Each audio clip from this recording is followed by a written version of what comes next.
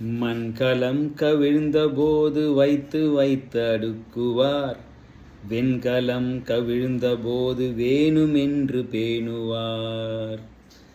நம் கலம் கவிழ்ந்தபோது நாருமென்று போடுவார், என் கலந்து நின்ற மாயம் என்ன മായം ഈശനേ. മൺകലം പൊട്ടിയാൽ ആൾക്കാർ എടുത്തു വയ്ക്കും, എന്തിനെങ്കിലും ഉപകാരപ്പെടുമല്ലോ.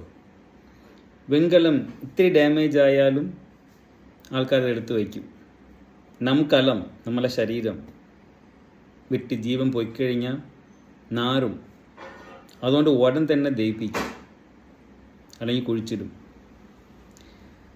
അങ്ങനെ ജീവിച്ചിരിക്കുമ്പം എൻ്റെ ഉള്ളിൽ